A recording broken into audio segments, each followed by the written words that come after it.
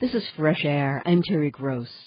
Imagine a world without institutions, no governments, no schools or universities, no access to any information, no banks, money no longer has any worth, there are no shops because no one has anything to sell, law and order are virtually non-existent because there's no police force and no judiciary, men with weapons roam the streets taking what they want, women of all classes and ages prostitute themselves for food and protection. I'm quoting here from the opening of the book, Savage Continent. It's not a futuristic thriller. It's a book about Europe right after World War II, when many European cities were in ruins, millions of people were displaced, vengeance killings were common, and so was rape. And some countries were deporting unwanted ethnic groups. My guest, Keith Lowe, is the author of Savage Continent, which has just been published in paperback in the U.S. It won this year's Hessel-Tiltman Prize for History from the English branch of PEN, the International Writers Organization. Lowe is also the author of the book Inferno, about the devastation of Hamburg during World War II. Keith Lowe, welcome to Fresh Air. Before we go into some of the details in your book, tell us why you wanted to write a book about what Europe was like right after World War II. Well, I suppose I was used to seeing these wonderful cozy myths about the way the war ended, and everybody celebrating and sailors grabbing hold of nurses in New York's Times Square and kissing them and all these sort of things. And I was aware that it hadn't really quite ended like that. I mean, there was lots of unfinished business all around Europe, in fact, all around Asia as well, come to think of it. But it struck me that there wasn't really anything which went into detail about how the war hadn't really finished in a lot of parts of Europe. So, it was something which has always fascinated me, and I wanted to set a few records straight, if you like. To set the scene for what happened after the war, let's just talk briefly about what happened during the war in terms of the massive destruction and how cities were destroyed. So people, after the war, a lot of people had no homes, they had been displaced, they had nowhere to go. So would you just give us an overview about some of the massive destruction throughout Europe? Yeah, I mean, it's difficult for us now to realize quite how bad the destruction was. In fact, it was difficult for British people and Americans to really understand how it was, even at the time. We'd seen photographs of devastated cities in the immediate aftermath of the war, but when officials actually went across to Europe from London, they were really shocked by what they saw. I mean, they were kind of expecting it to look a little bit like, I don't know, London or Manchester or those places that had been bombed during the German Blitz. But of course, when they arrived in places like Germany or Poland, they saw that the damage was exponentially worse. So Warsaw, for example, was 90% destroyed. And this was just one city out of hundreds all across Europe, which had been almost sort of wiped off the face of the map, really. There are plenty of reports which I could quote to you, actually. I'll read a quote to you now from somebody who witnessed the devastation of Hamburg in May 1945. This is a guy called Philip Dark, who was a British lieutenant who arrived in Hamburg just at the end of the war. And he said, wrote in a diary, he said, "We swung in towards the centre and started to enter a city devastated beyond all comprehension. It was more than appalling. As far as the eye could see, square mile after square mile of empty shells of building, twisted girders scarecrowed in the air, radiators of a flat jutting out from the shaft of a still-standing wall like a crucified pterodactyl skeleton, horrible, hideous shapes of chimneys sprouting from the frame of the wall, the whole pervaded by an atmosphere of ageless quiet. Such impressions are incomprehensible unless seen." So that gives you a sort of idea of the horror that these people were struck with when they saw the devastation for the first time. And as you point out, not only were buildings destroyed, but institutions were destroyed. There were, in many places, no schools, no transportation, no post office, no police station, no hospital. It's so difficult to imagine what it would be like to be displaced under circumstances like that.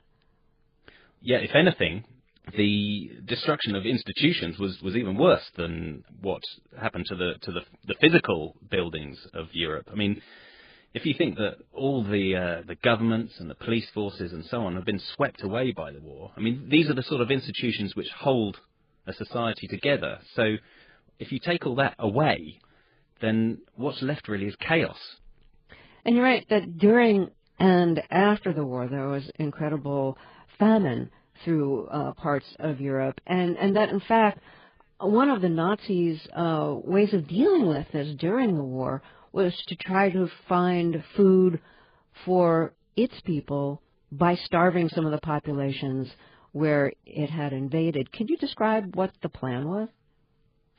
Well, I mean, in Germany, things actually during the war were not really so bad compared to other parts of Europe. I mean, of course, there was a lot of bombing going on, but actually, you know, women weren't forced to work like they were in Britain, for example. There were still things like hair salons for them to go to. There was plenty of food to go around, but the only way that this was maintained was by taking this food and these resources from all across the rest of Europe. So, for example, in Holland, in the Netherlands, just towards the end of the war, in the beginning of 1945, there was a terrible famine and people starving.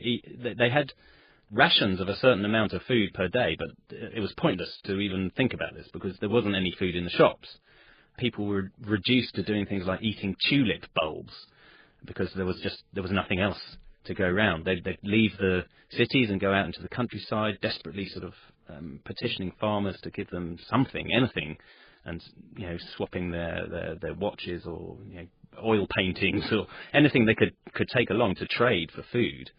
So yeah, conditions in all across Europe were pretty terrible, especially towards the end of the war. It really struck Germany as soon as the war had finished. They got a real shock after the war. So you're saying that food was taken from countries that Germany had invaded, and that food was taken back to feed the Germans? Yes, absolutely. I mean, that was part of the reason for invading eastwards into the Ukraine and so on, was to get hold of the vast food supplies that were available in Eastern Europe. I mean, they wanted to make sure that they had food security. Of course, there were all kinds of other reasons too. But yes, once that was removed, they struggled to get by, so they had to get food from other areas of Europe. As the Third Reich got smaller and smaller and smaller, as the Allies had sort of approached on each side, their food problems became worse, and eventually they were defeated, and life in Germany was intolerable. I mean, people were living on 700-800 calories a day for over a year after the war had finished in Germany. So if you're just joining us, we're talking about life in Europe right after World War II, and my guest Keith Lowe is the author of the book Savage Continent, Europe in the Aftermath of World War II, and it's just come out in paperback in the United States. Let's get to life after the war in Europe. First of all, the Allies allowed slave labor of some Germans. Would you explain who was forced into this slave labor? Well, various people. It depends where you are in Europe. I mean, we in the Western Allies took a lot of German soldiers prisoner and took them back to the States or took them across the Channel to Britain. And rather than have them just sitting languishing in some prisoner of war camp, we put them to work, which is fair enough. But this lasted up until the middle of 1947. So there was the prisoners of war were one section of people, but once you get into Eastern Europe, there were large civilian German populations living all across Eastern Europe, had been for centuries. And people in Poland or Czechoslovakia or Hungary or wherever decided after the war they didn't want these German populations anymore.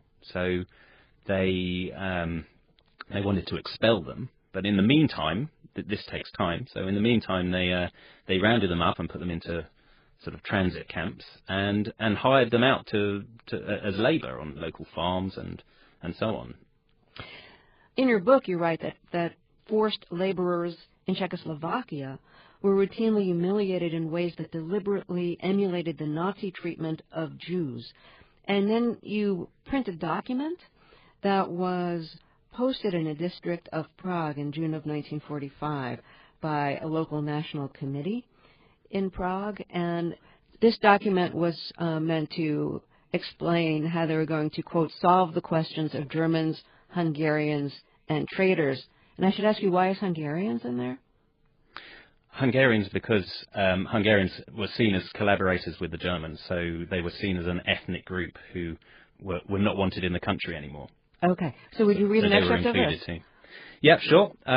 The document says, all persons from 14 years of age who come under the category German, Hungarian, traitor or collaborator will wear on the left side, visibly on white canvas, size 10 by 10 centimeters, a swastika, together with the number under which they will be registered.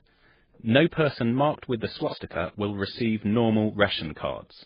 Secondly, it says, no person marked with the swastika is allowed to use tramway cars, except when they go direct to work, at which time they must do so in the trailer. Seats must not be used by these persons. And thirdly, no person marked with the swastika is allowed to use the pavement, in other words, the sidewalk. They may move only on the roadway. And then at the end of the document it says, these measures are only temporary, pending the deportation of all these people. Were there expulsions like this throughout Europe? There were expulsions all over Europe.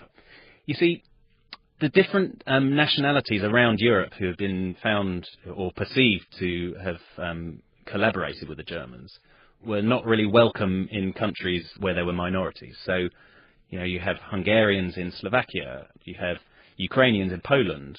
They wanted to expel them. But really the biggest minority all over Europe, which was really hated after the war, was of course the Germans. And there were German populations everywhere in Europe, had been for centuries. And it's estimated between 12 and 16 million Germans were removed from their homes and shunted into Germany just after the war. And are these largely Germans who had lived in these other countries for generations, or are these Germans who had fled from Germany during the war? Well, a little bit of both. There were Germans who had moved into these countries during the war to take advantage of the fact that Germans were now in control of Europe. But actually, most of them were Germans who had spread out over the centuries all across Europe. And, of course, in Poland, there were a huge number of Germans who had to be kicked out of the country because Poland had taken over a part of Germany after the war. So, this large chunk of Germany was now not Germany anymore. It was Poland.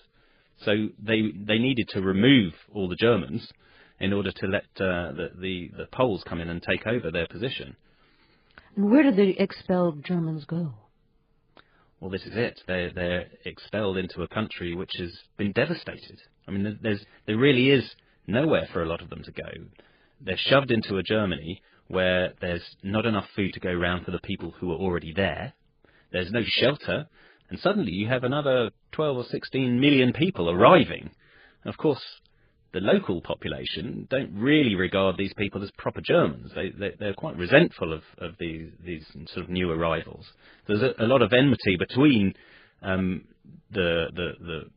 sort of Reich Germans and the sort of ethnic Germans from elsewhere. So yeah, it must have been awful for all concerned, really. Really terrible time. You were talking about how whole groups of people were deported from several countries after the war because they wanted to get the Germans out, they wanted to get collaborators and traitors out of their countries. And it's odd in a sense because what they're doing in part is trying to create more ethnic purity, which is what the Germans were guilty of. Well, exactly. It's kind of ironic, isn't it, that actually the people after the war kind of finished off what the Germans had started in some ways. I mean, this was a perennial problem. This wasn't something that was new to the Second World War. During the aftermath of the First World War, they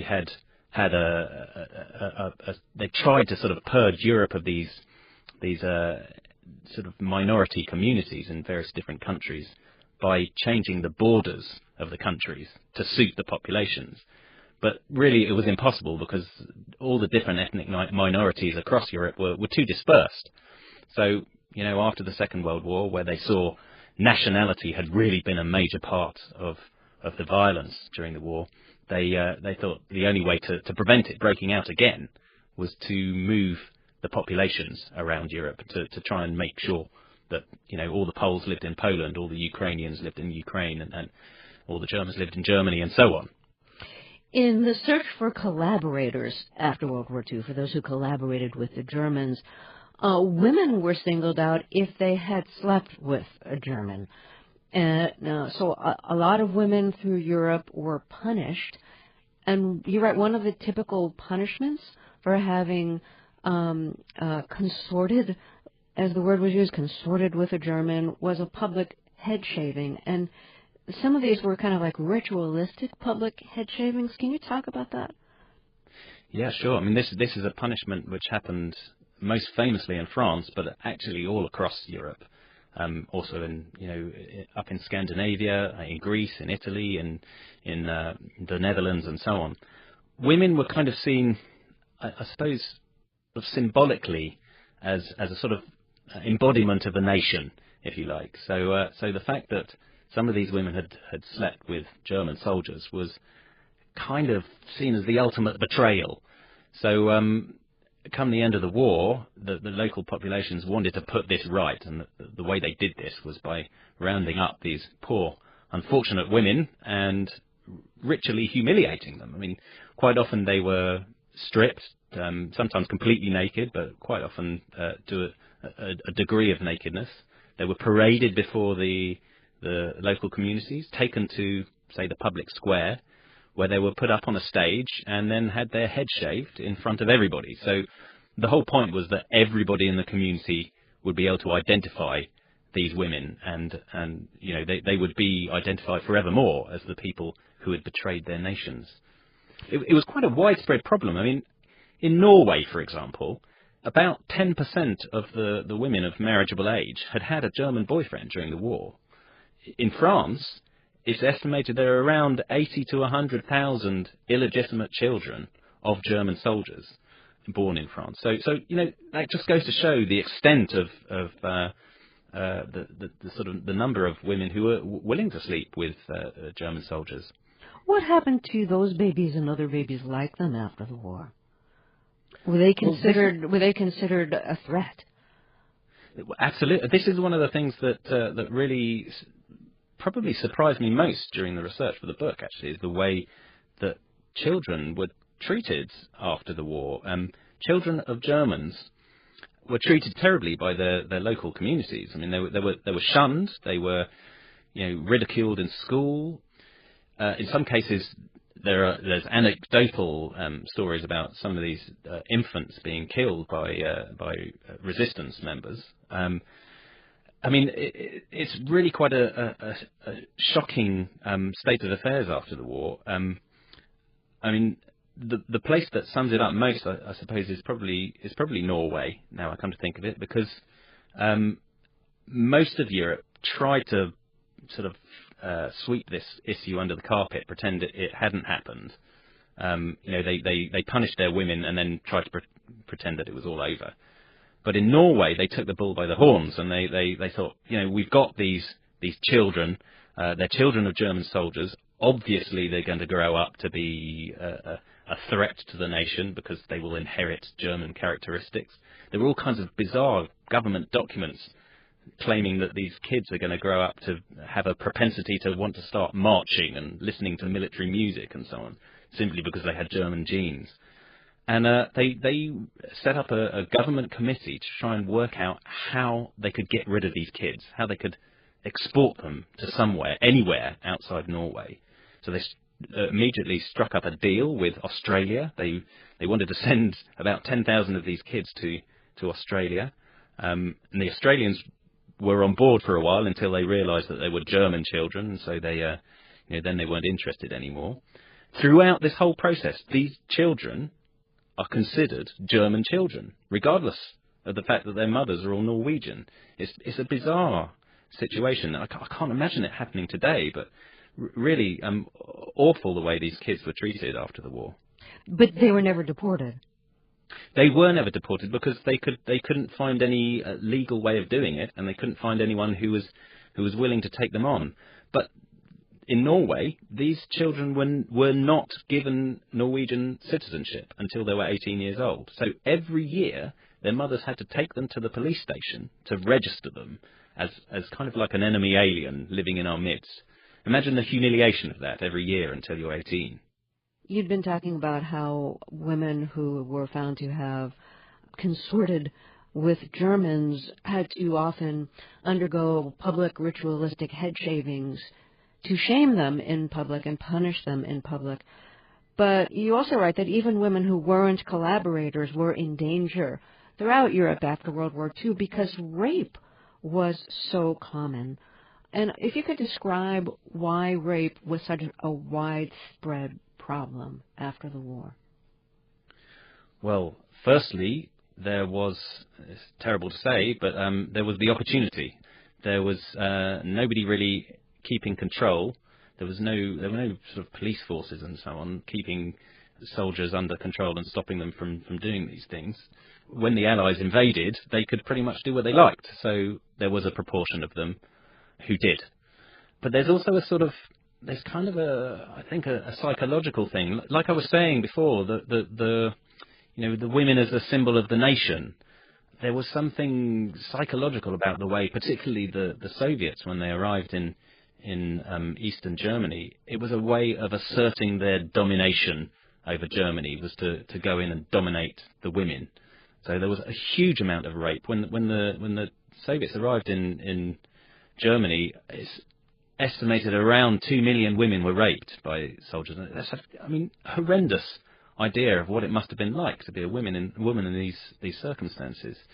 But a smaller percentage were raped by Western Allied soldiers, partly because we had a little bit more discipline over British and American soldiers. The Red Army was much more left to its own devices, really, than British and American soldiers were. But you're right that even in countries that had been liberated from the Germans, Allied soldiers who participated in that liberation felt like, well, I earned the right to have some sex, and it's going to be with you. That there was a sense of, like, I earned it, you owe it to me, and I'm going to take it. Yeah, absolutely. And this is a problem. There were even people who were liberated from concentration camps who were starving and were approached by Allied soldiers who expected them to sleep with them. They said, we liberated you. What are you going to do how are you going to show your gratitude? There was one particular woman who was interviewed, whose interview I used for the book, who said, I was emaciated. I had no flesh on me at all. Why they should want to have me is beyond me. But they were animals. They just wanted to have sex. What could I do? So with an epidemic of rape, you also have a lot of children being born who are born as a result of the rape, and you also have a lot of VD as a result spreading through Europe, right? Yeah, a huge amount of VD. And, this is partly the problem is that women become a sort of currency in a way. Any Allied soldier who wants to have sex with any woman, he's got vast amounts of wealth compared to all of the local population. They're all starving. They need food. He wants sex. He's got food. There were people who would sell their bodies for a Hershey bar. I came across 10-year-old girls who had venereal disease because they had to sell themselves to Allied soldiers. And this was epidemic. It was everywhere. It was across the whole of Europe. And VD went along with it. Let's talk about the Jews who had survived World War II, but, many Jews from Germany had fled to other countries. If they hadn't, they were probably killed during the war. And, Jews were already living through Europe. Were Jews welcome in the countries they were living in after World War II? Well, you would expect, wouldn't you, that after everything that the Jews had been through, when they came home after the war, you'd expect them to at least have some kind of welcome or some kind of sympathy, but actually, really the opposite was true. I mean, in general, they were treated either with indifference or with outright hostility. Now, there were various reasons for this. After all, the propaganda that had been doing the rounds throughout the war and before the war, there were plenty of people who had ideological and sort of racial reasons to dislike the Jews, but really most of it, I think, came down to the idea of the property of the Jews. I mean, when the Jews were sent away to concentration camps or expelled or fled, they left behind property, which was then taken up by the local communities.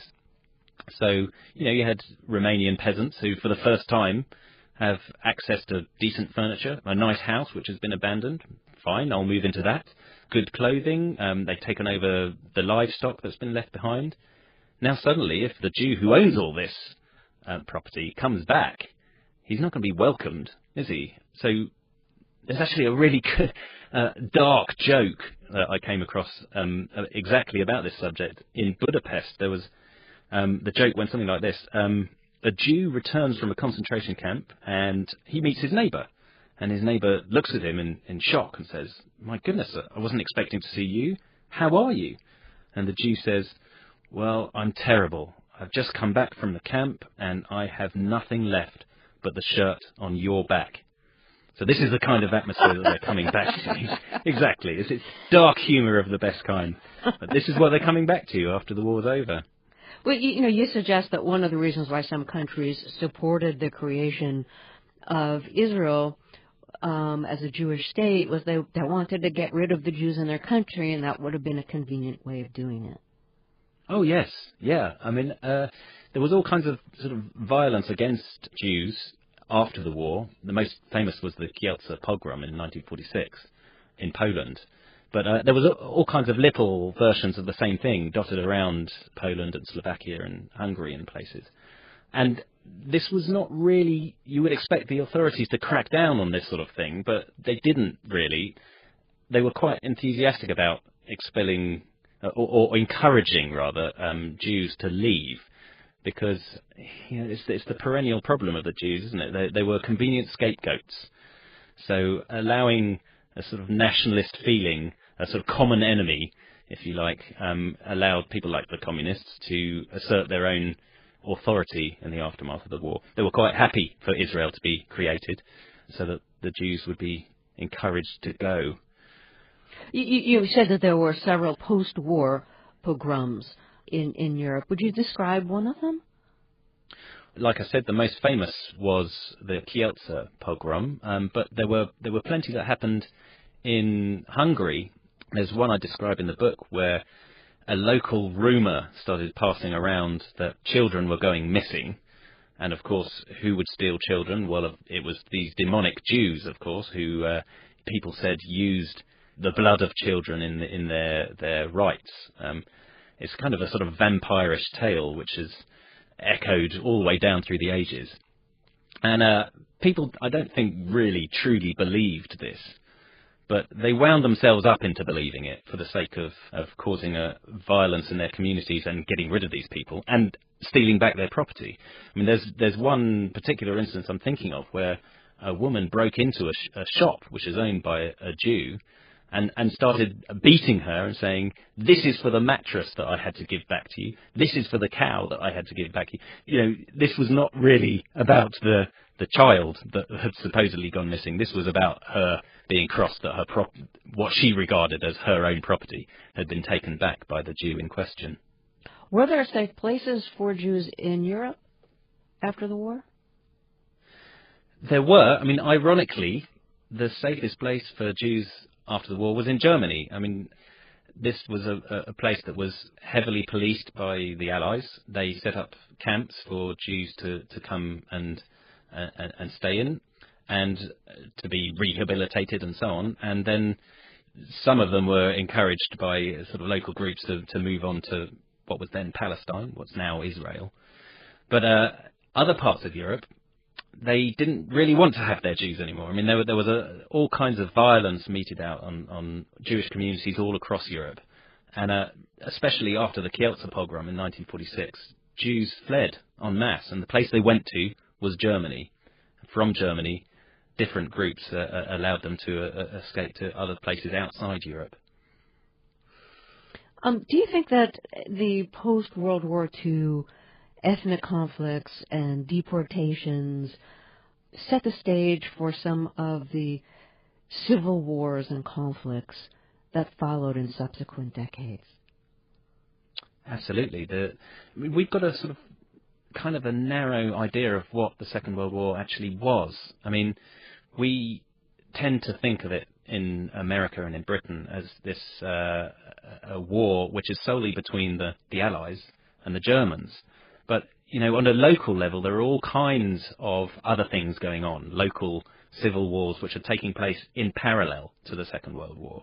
So once the main war is over and the Germans have been defeated, there's nothing really to stop the civil wars from continuing, so they do. I mean, there was a really terrible ethnic conflict between Poles and Ukrainians, which lasted all the way through 1946, 1947, and indeed continued a bit beyond there. Then there was in Yugoslavia, there was another ethnic conflict, which really came to an end in 1946, I suppose, but was resurrected in the 1990s. I mean, the problems that happened in the former Yugoslavia in the 1990s were directly related to the Second World War. It was kind of a rerun of the same things that had happened in 1945.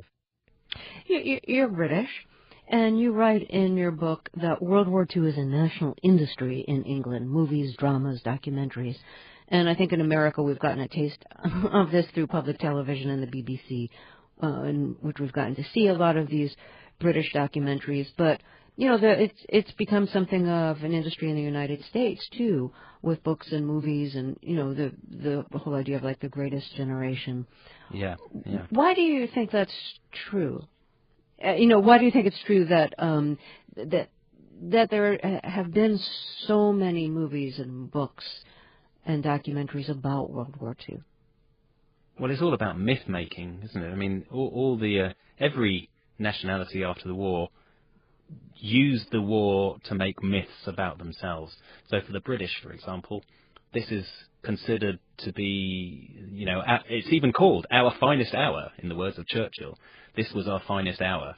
We still believe this now. We think that this was when British really showed what they were made of. They stood up against the might of Germany. They stood alone for it, which is kind of funny when you think of all the empire resources we had, which were also backing us up, the Australians, the Canadians, and so on, the Indians.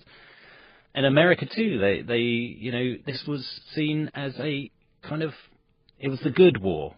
It was unambiguously a good war. You were fighting against this horrible, evil regime.